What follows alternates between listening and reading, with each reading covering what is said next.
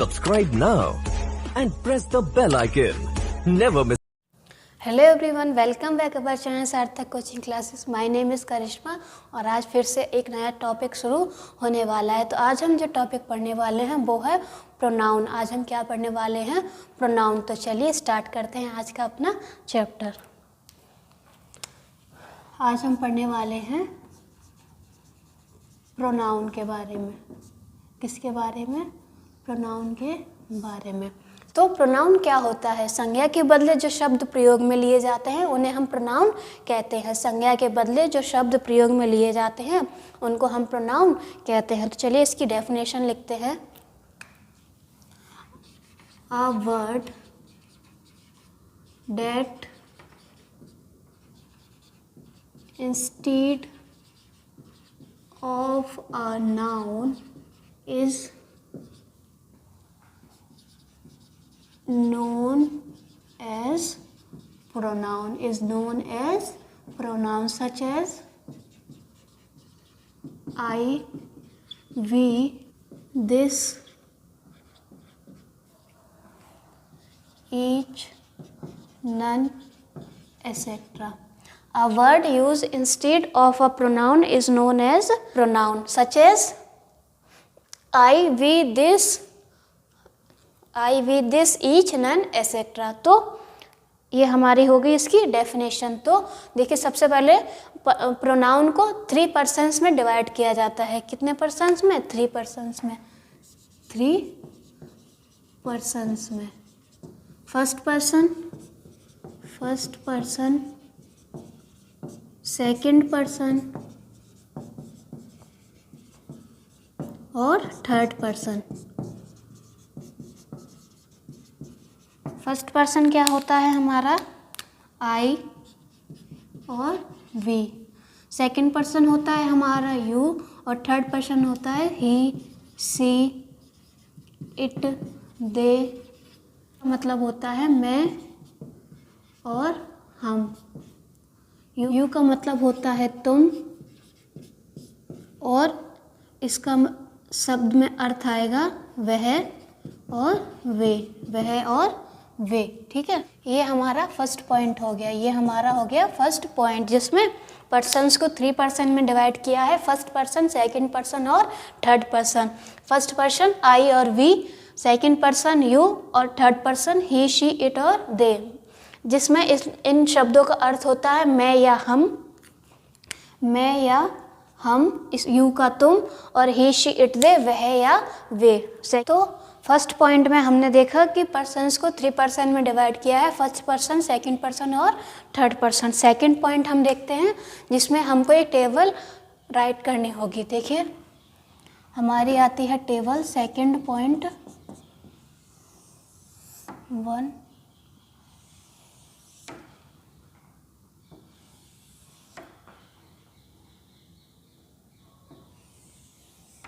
देखिए क्या आता है इन टेबल में। सबसे पहले होता है हमारा सब्जेक्टिव,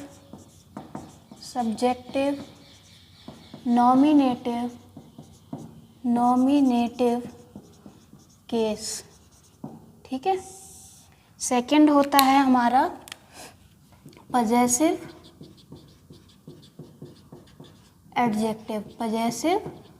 एडजेक्टिव।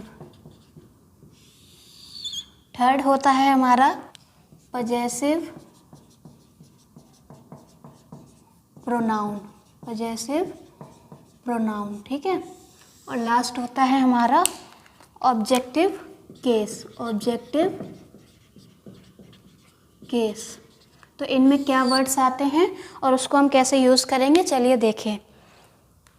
फर्स्ट पर्सन, जैसे कि मैंने आपको बताया, फर्स्ट पर्सन, सेकंड पर्सन और थर्ड पर्सन। ठीक है।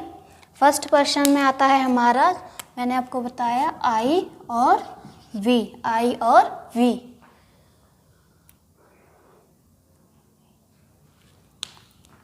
सेकंड पर्सन में आता है हमारा यू, और थर्ड पर्सन में मैंने क्या बताया, ही, शी, इट और दे। अब इन वर्ड्स को पॉजेसिव एडजेक्टिव में कैसे यूज़ करेंगे तो देखिए,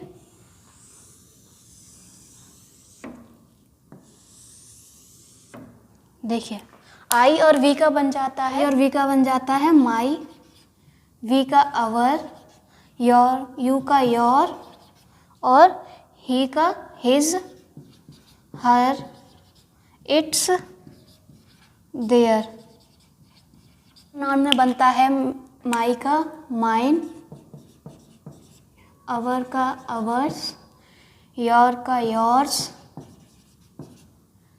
हिज का हिज ही रहता है, हर का हो जाता है हर्स, इट का कुछ चेंज नहीं होता है, और देयर का हो जाता है देयर्स। क्या हो जाता है? देयर्स। अब ऑब्जेक्टिव केस में ये कैसे आते हैं? इसमें आता है मी, अवर्स का हो जाता है अस, योर का हो यू, हिज का हो जाता है हिम, हर्स का हो जाता है हर, इसका हो जाता है इट, देम, दे का हो जाता है देम। तो ये है हमारी टेबल जिसमें फर्स्ट पर्सन, सेकंड पर्सन और थर्ड पर्सन को ऑब्जेक्टिव, पजेसिव ऑब्जेक्टिव में कैसे लिखेंगे, ऑब्जेक्टिव केस में कैसे लिखेंगे, पजेसिव प्रोनाउन केस में कैसे लिखेंगे, और पजेसिव एडजेक्टिव केस में कैसे इनको चेंज करेंगे। तो अब जो हमने टेबल बनाई है उसके बारे में हम देखते हैं कि किसको कैसे यूज़ करेंगे। तो सबसे पहला आता है हमारा सब्जेक्टिव नॉमिनेटिव केस। तो चलिए देखते हैं इसके बारे में। पहला आता है हमारा सब्जेक्टिव नॉमिनेटिव केस। तो देखिए यहाँ पे मैं लिखती हूँ first subjective nominative case. When a pronoun used as a subject of a sentence, यदि वाक्य में किसी प्रोनाउन का उपयोग कर्ता के स्थान पर हो रहा है तो वो हमेशा सब्जेक्टिव नॉमिनेटिव केस का होगा। वो हमेशा किसका होगा? सब्जेक्टिव नॉमिनेटिव केस का होगा। जैसे कि देखिए, जैसे कि मैं एग्जाम्पल लिखूं, फर्स्ट है मी teach English, me teach English. तो ये फर्स्ट क्या होता है? हमारा सब्जेक्ट होता है। ठीक है, तो यहाँ पे किसका हमने क्या बोला कि यहाँ पे कौन आ सकता है? Subjective nominative case. तो मी क्या होता है? हमारा ऑब्जेक्टिव केस होता है। क्या होता है? ऑब्जेक्टिव केस होता है। तो यहाँ पे मी तो नहीं आना चाहिए, तो क्या आएगा यहाँ पे? इसका मी का सब्जेक्टिव नॉमिनेटिव केस क्या होता है? आई। क्या होगा? आई। की I teach English, I teach English. जैसे कि एक और मैं लिखूं एग्जाम्पल इसका, जैसे मैं लिखूं अस प्ले फुटबॉल, अस प्ले फुटबॉल, अस प्ले फुटबॉल। तो देखिए, जैसे कि अभी मैंने आपको बताया, ये यहाँ पे स्थान किसका होता है? सब्जेक्ट का होता है। लेकिन ये सब्जेक्ट क्या है? नॉमिनेट ऑब्जेक्टिव केस में आया है। किस में आया है? ऑब्जेक्टिव केस में आया है। लेकिन हमको इसको किस में लिखना है? सब्जेक्टिव नॉमिनेटिव केस में लिखना है। तो यहाँ पे क्या हो जाएगा? अस का हो जाएगा हमारा वी। क्या हो जाएगा? वी। We play football. ठीक है, नेक्स्ट आता है हमारा सेकंड आता है ऑब्जेक्टिव केस। क्या आता है? Objective case. ऑब्जेक्टिव केस क्या होता है? देखिए, when a pronoun is used as an object of a sentence,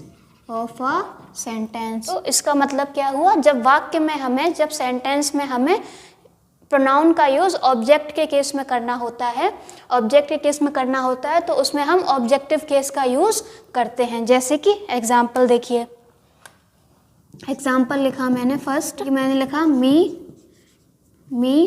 teach they English, me teach they English. ठीक है, सेकंड मैंने लिखा us asked he a question, ask या क्वेश्चन। तो देखिए ये फर्स्ट वाला हमारा क्या हो जाता है, सब्जेक्ट हो जाता है। यहाँ पे हमको क्या चाहिए होता है, सब्जेक्ट चाहिए होता है। और ये क्या होता है, हमारा ऑब्जेक्ट का स्थान होता है। किसका होता है, ऑब्जेक्ट का स्थान होता है। तो जब मैंने बोला अभी कि सेंटेंस में अगर सब्जेक्ट का स्थान होता है तो वहाँ पर हम सब्जेक्टिव नॉमिनेटिव केस का यूज़ करते हैं, और ऑब्जेक्ट के स्थान पर हम किसका यूज़ करते हैं, ऑब्जेक्टिव केस का यूज़ करते हैं। तो देखिए यहाँ पे मी और अस, दे और ही, तो ये क्या है, गलत है। मी की जगह क्या आना चाहिए, आई, और दे की जगह क्या आना चाहिए, क्या आना चाहिए, देम, क्योंकि दे का ऑब्जेक्टिव केस क्या होता है, देम होता है। ठीक है, अस की जगह क्या आना चाहिए, वी, और ही का ऑब्जेक्टिव केस क्या होता है, हिम, क्या होता है, हिम। तो आप समझ गए होंगे। देखिए थर्ड देखते हैं हम। थर्ड आता है हमारा, क्या हमारा पजेसिव एडजेक्टिव। क्या आ गया, पजेसिव एडजेक्टिव। तो पजेसिव एडजेक्टिव क्या होता है, जब किसी प्रोनाउन का यूज नाउन से पहले होता है, नाउन से पहले होता है, और वो क्या करता है, नाउन पर अपना अधिकार दर्शाता है। क्या करता है, नाउन पर अपना अधिकार दर्शाता है। तो उसमें हम क्या यूज़ करेंगे, पजेसिव एडजेक्टिव का यूज़ करेंगे। कैसे, देखते हैं एग्जाम्पल। जैसे कि मैंने लिखा फर्स्ट, देखिए this is my book, this is my book. ठीक है, सेकंड लिखा मैंने, it is yours pen, it is your pen. तो देखिए आपको देखते ही समझ आ गया होगा कि ये बुक क्या है, बुक क्या है, हमारा नाउन है। क्या है, नाउन है। तो माई क्या कर रहा है, इस पे अधिकार दिखा रहा है। क्या कर रहा है, इस पे अधिकार दिखा रहा है कि ये मेरी बुक है, तो ये सही है। क्या है, सही है। लेकिन सेकंड देखिए, it is yours pen, it is yours pen. तो हमने क्या बोला, यहाँ पर हम पजेसिव एडजेक्टिव का यूज़ करेंगे। तो पजेसिव एडजेक्टिव में यू का योर बन जाता है। क्या बन जाता है, योर बन जाता है। तो ये हमारा सही होगा। फोर्थ आता है हमारा पजेसिव प्रोनाउन। क्या, सिर्फ प्रोनाउन। पजेसिव प्रोनाउन क्या होता है, देखिए जब किसी प्रोनाउन का यूज नाउन के बाद होता है, जब किसी प्रोनाउन का यूज नाउन के बाद होता है और वो क्या करता है, नाउन पर अपना अधिकार दिखाता है, तो उसको हम पजेसिव प्रोनाउन के केस का यूज करेंगे। कैसे, देखिए एग्जाम्पल। जैसे कि फर्स्ट मैं लिखूं, this book is mine, this book is mine. और सेकंड में लिख, pen is your, this pen is your. तो देखिए यहाँ पर क्या हो रहा है, नाउन हमारा पहले आ रहा है, बुक और पेन नाउन हमारा पहले आ रहा है, और उस पे जो अधिकार दिखा रहे हैं वो वर्ड बाद में आ रहे हैं, वो वर्ड बाद में आ रहे हैं। बीच में क्या आ रही है, प्रपोजिशन आ रही है। तो देखिए इसमें मैंने क्या बताया कि माइन और योर, ये क्या हो गया, हमारा ऑब्जेक्ट का स्थान हो गया। क्या हुआ, ऑब्जेक्ट का स्थान हुआ। तो यहाँ पर हम माइन सही है, पजेसिव प्रोनाउन में माई का माइन ही बनता है। और देखिए दिस पेन इज योर, तो पजेसिव प्रोनाउन में यू का क्या बनता है, योर्स बनता है। क्या बनता है, योर्स। तो ये आपको टेबल्स अच्छे से समझ आ गई होगी। तो चलिए अब स्टार्ट करते हैं अपना मेन कॉन्सेप्ट। इसके रूल्स मैं आपको लिखाऊंगी, उससे आप काफ़ी इजीली क्वेश्चंस को टैकल कर सकेंगे। तो चलिए बढ़ते हैं रूल नंबर 1 की साइड। रूल नंबर 1 को हमने 3 पार्ट्स में डिवाइड किया है। तो चलिए देखते हैं अपना रूल नंबर 1। Rule number 1। तो रूल नंबर 1 में है हमारा ए, आता है यूजेस ऑफ ऑब्जेक्टिव केस। क्या होता है, as an object of a sentence, तो ये हम पढ़ चुके हैं कि वाक्य के ऑब्जेक्ट के रूप में, वाक्य के ऑब्जेक्ट के रूप में कैसे। देखिए एक एग्जांपल लिखती हूँ, पल है, जैसे कि मैं लिखूँ राम टोल्ड मी, ठीक है। सेकंड में लिखूँ she asked him a question, she asked him a question. तो देखिए ये क्या है, ऑब्जेक्ट का स्थान है और किसका, ये क्या है, सब्जेक्ट का है। तो राम टोल्ड मी हमारा सही है, शी आस्क्ड हिम हमारा सही है। ठीक है, नेक्स्ट आता है हमारा इसमें B part.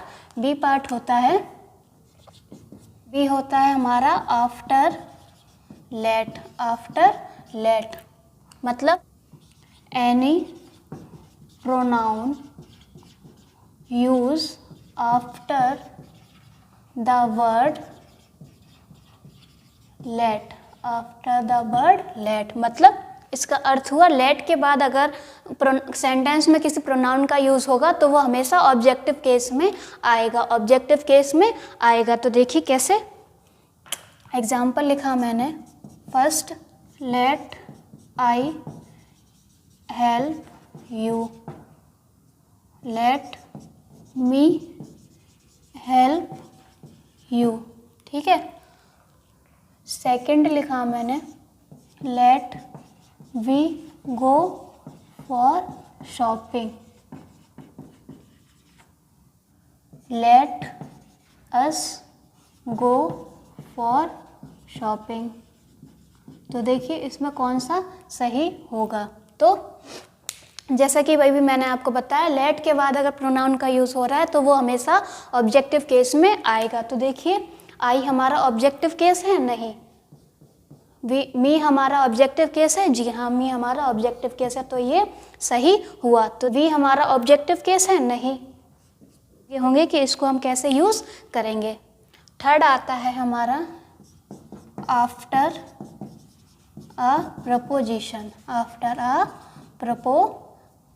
Preposition.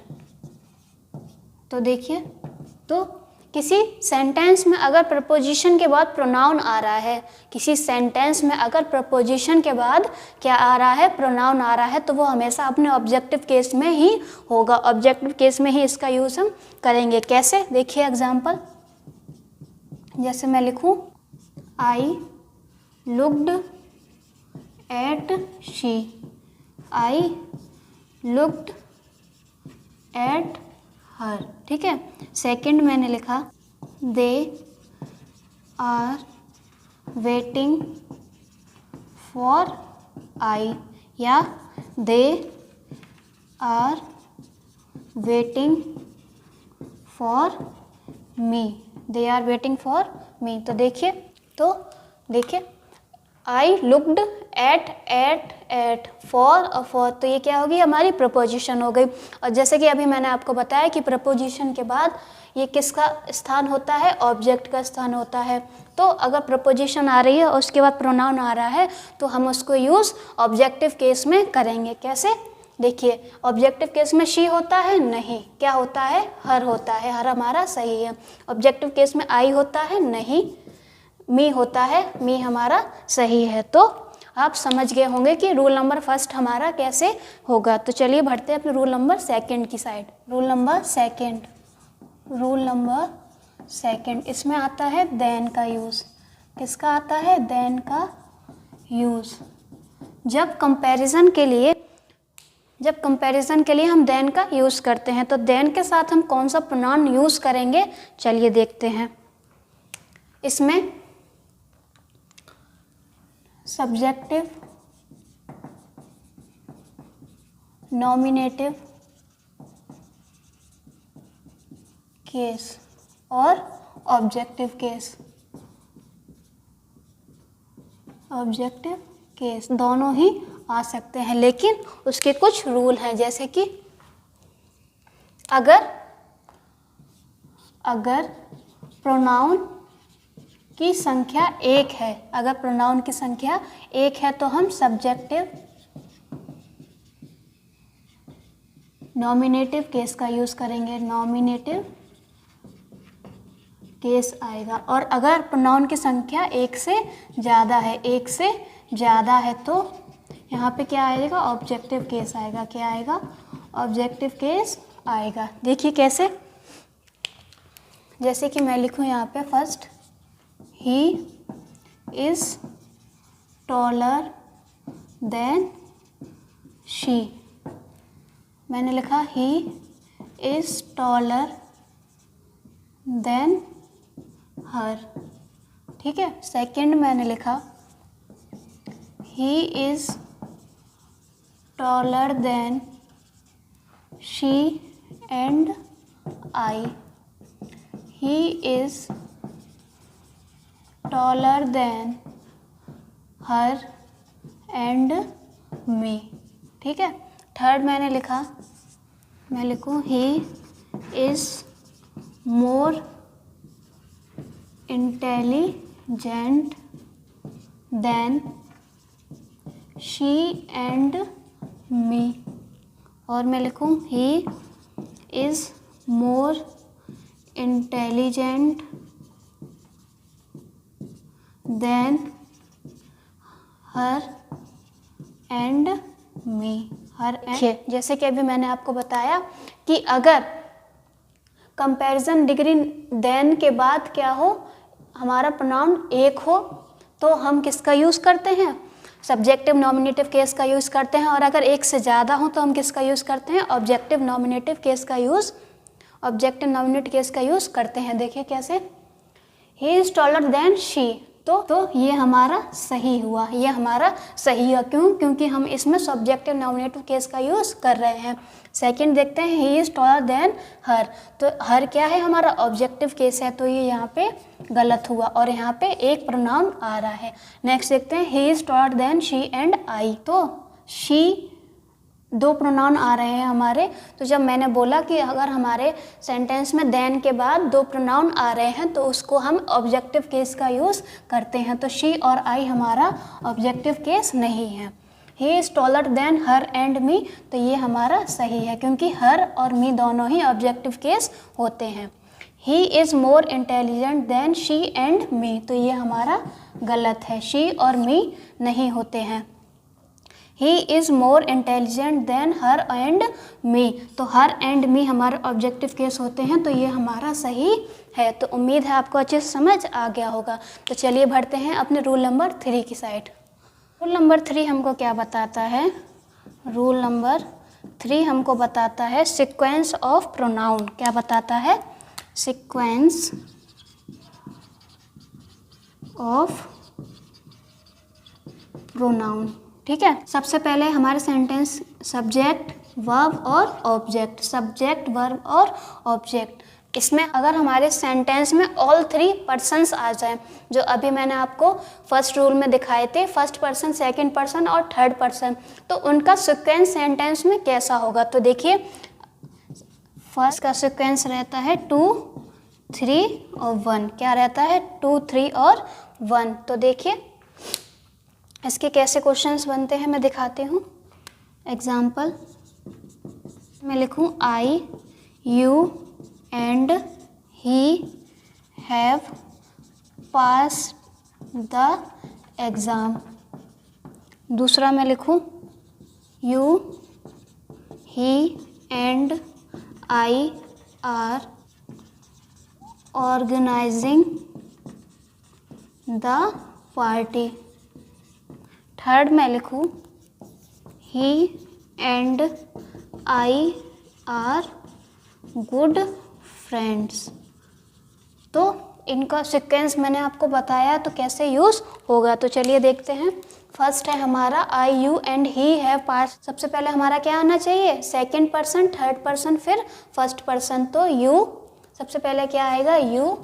Third person हमारा ही एंड आई, ही एंड आई। तो इसमें भी देखिए सेकंड पर्सन, थर्ड पर्सन और फर्स्ट पर्सन, तो ये हमारा सही है क्योंकि ये सीक्वेंस में है। इसमें देखिए he and I are good friends, तो ये क्या है, थर्ड पर्सन और फर्स्ट पर्सन के भी मैंने आपको बताया, थर्ड पर्सन और फर्स्ट पर्सन, तो ये भी हमारा सही है। तो आज की जो हमारी क्लास है यहाँ पर ही एंड होती है। ये हमारे 4 या 5 क्लास में पूरा हो जाएगा।